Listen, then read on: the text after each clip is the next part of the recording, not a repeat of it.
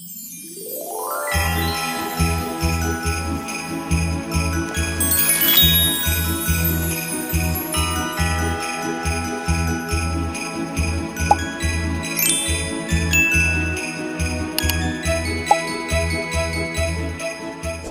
my loves and welcome to another BOOKMAS video. I'm so excited for today's video because we're going to be tier ranking every Christmas book that I've read.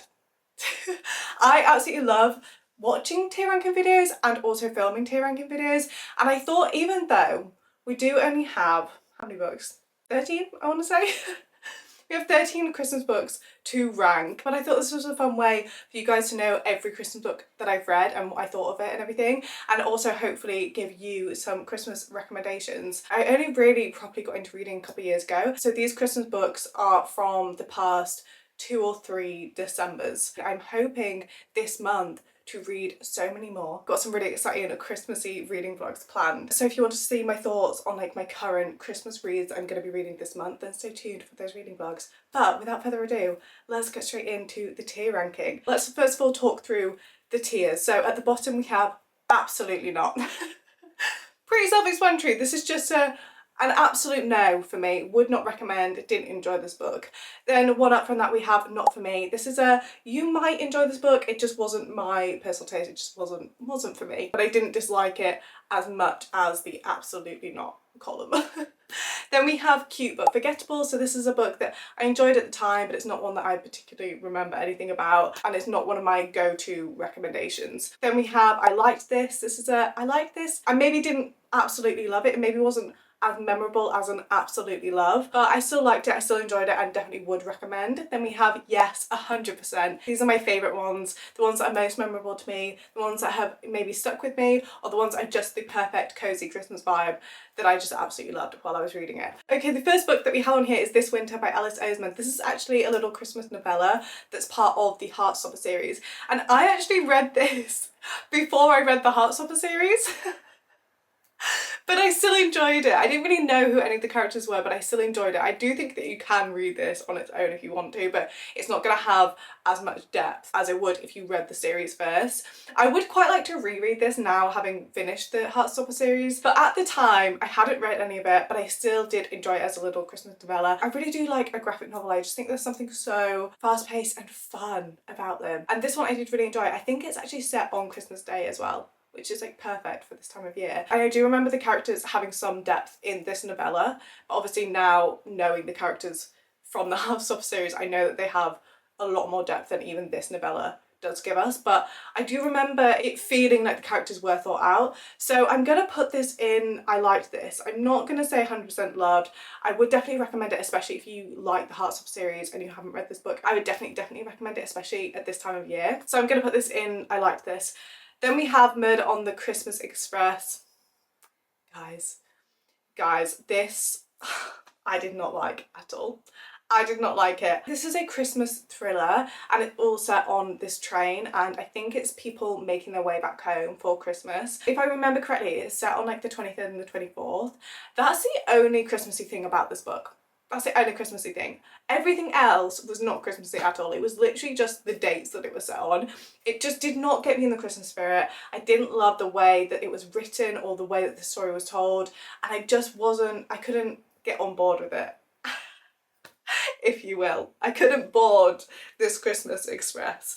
So this is an absolutely not for me, because I do remember the feeling that I had after it as well. I just felt very deflated and very like I was going into a reading slump. So that's an absolute no for me personally. Then we have Snowed In by Catherine Walsh. This one I read last year. I think I would say this was more of a winter vibe maybe than necessarily a Christmas one. And I remember reading this, it was cute, it was fun, but I remember thinking that I wish that they'd been snowed in for longer than they actually were, because the whole premise of this was these two kind of people that didn't really get on that ended up snowed in this like cabin, as far as I remember. And I thought it was going to be kind of similar vibe to Two Night Stand, that movie, and I really enjoyed that movie, and just the way that they were snowed in, and they were very much snowed in for the entire movie pretty much. I did think that this was going to be that kind of vibe, but they weren't snowed in for very long, which was kind of disappointing to me. I thought this was cute. It was like a middle of the road kind of book.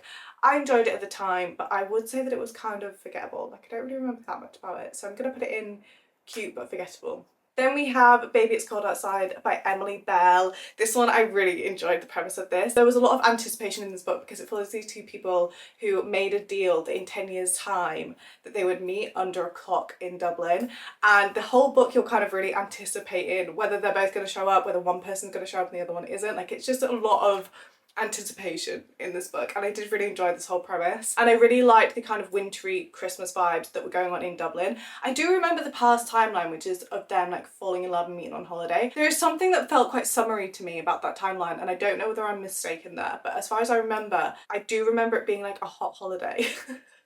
So it's not one of my absolute favourites, but I did like this and I would definitely recommend, so I'm gonna put it in I like this. Then we have Just Like Magic. Okay, this is the same author that wrote You Deserve Each Other, and at the time that I picked this book up, there was so much hype around You Deserve Each Other. I haven't actually read that romance, but it is definitely one that I want to read at some point. But I picked this book up partly because it was the same author, and I was really intrigued to see kind of how she told a story. This was a DNF. This was a DNF for me. Not because of the author's writing, this was purely because the MMC reminded me of Buddy the Elf. And I couldn't get past it. It just was not doing anything for me, and I just couldn't get past it at all. So I did actually DNF this book.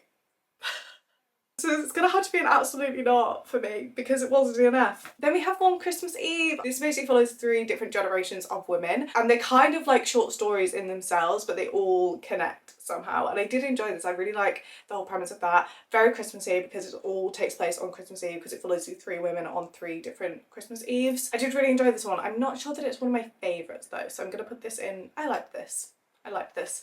Countdown to Christmas by Jo Thomas. Oh, this was so good. This was so good. I really enjoyed the whole setting of this one. It's basically set in a small snowy town in Canada, and this book just brings me so much joy even just thinking about, because I think it's the perfect cozy Christmas vibes. Also the whole fact that it's Countdown to Christmas, there's an advent calendar element, and like the whole small town get involved with this advent calendar, which I think is so exciting because them as characters were excited to open the advent calendar, but also me as a reader was excited to see what was in the advent calendar that day. And I just think this is a lot of Christmas joy in a book. And I also remember her learning how to make maple syrup, and there is just something about that is so Christmas coded and so cozy, and I just really enjoyed this book. I'm gonna put this in yes 100%. This is one of my go-to Christmas recommendations. I just think the Christmas vibe in here, top tier, quite literally.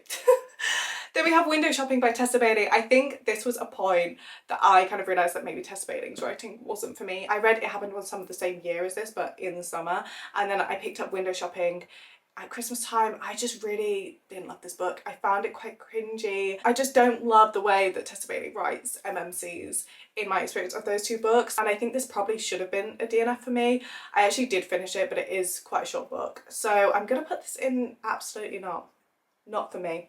Merriment and Mayhem. This is a short little Christmas novella. There was a selection of like 5 or 6 novellas, I want to say, written by different authors, and they really intrigued me because they looked like a lot of fun, and I read this one and this was fun. It was fun. It was a novella, so it did feel insta-lovey to me, but I think that's kind of to be expected with the novella because they only have a short amount of time.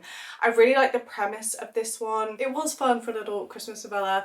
Not the most memorable, but did I have a good time reading it? I would probably say yes, so I'm going to put it in cute but forgettable. Next we have All I Want for Christmas. I don't actually remember that much about this book or necessarily the Christmas vibes. I remember it being some kind of singing contest, and I think it was 2 contestants on this show. I'm going to say, obviously not that memorable, but I think I did have a good time reading it. I think. So I'm going to put this in cute but forgettable. The Gift by Frida McFadden. Okay, this is actually a retelling of a classic. I was not aware of the classic before I read this. This was kind of weird. It was a short story, a little Christmas novella, and yeah, it was definitely interesting, but it was weird. But it is a Frida McFadden, so it made it very quick, very easy to read. Obviously it's a novella as well, so very readable, but weird. So I'm gonna put this in not for me. Then we have The Christmas Bookshop by Jenny Colgan. I really enjoyed this one. I think this is one of the first Christmas books that I actually read, and there is something about this one that has stuck with me. I think there's something so cozy Christmas vibes about this. It basically follows our main character who moves to Edinburgh after losing her job, and she moves in with her sister, and she's trying to kind of strengthen that relationship, but also she finds this old bookshop that is struggling, and she basically makes her mission to try and help the bookstore. I mean, Stop it right now. Stop it right now. And it's Christmas in Edinburgh, which there's something that sounds so magical about that. And this was just a real joy to read.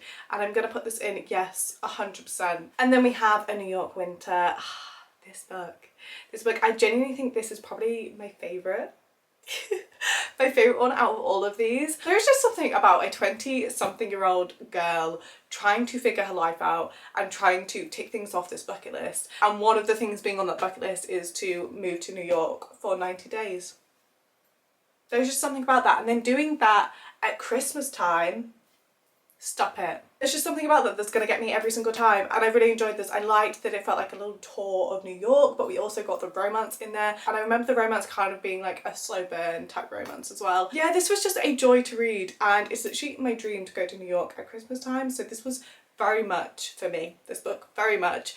It's gonna have to go in yes, 100%, 100%. Okay, there we have my tier ranking. I'm actually looking at this and I'm thinking, just like Magic actually probably doesn't belong in the absolutely not column. I think I'm actually going to move that to not for me, purely because I did like the writing style, but it was the MMC, and I think that's a very personal preference with the MMC being like Buddy the Elf. So I'm actually moving that to not for me. Okay. I'm happy with that. That's my final tier ranking of every single Christmas book that I've read. I hope that that's maybe given you some book recommendations and let you know all the Christmas books that I have read in the past. Like I said before, stay tuned for the Christmas reading vlogs that are coming this month as well, because I'm hoping to find some new faves. And I really hope that you enjoyed watching this video. Please let me know if you did. And I will hopefully see you in my next Bookmas video. Goodbye!